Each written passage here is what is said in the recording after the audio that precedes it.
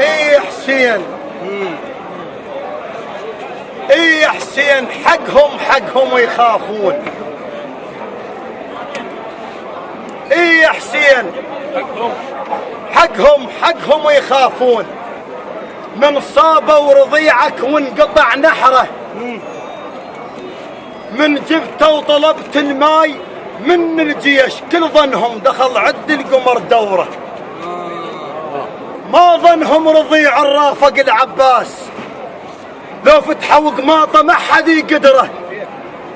وصلتنا قضيه يشيب منها الراس،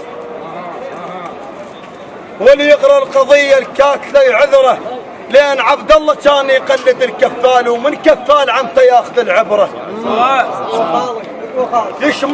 يشمر سيفه كان القمر من يختار، او عبد الله يكض قماطه ويشمره.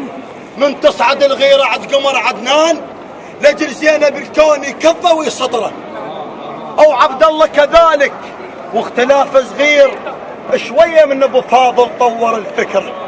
اذا يسمع خيم زينب عليها النار، وخيت دموعها وعتابها تنشره، يعني الطف 7 لون القى من نرماد. او بالتاريخ يسوى نقوله ونذكره، عبد الله وفزع واستاذ راع الجود. نهار وليل كان ويا القمر يقرا.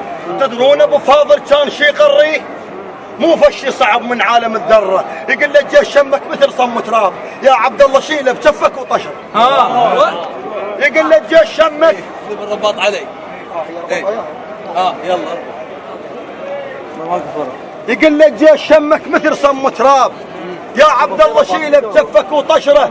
بيوم الثاني يبكي ما يريد الماي، لان عنده علم ابو والده الشجره. عبد الله فرح بحضن ابوه من راح وراد ينطق قبل ابوه نحر. راح وراد ينطق قبل ابوه نحر. هذا وازن ربه.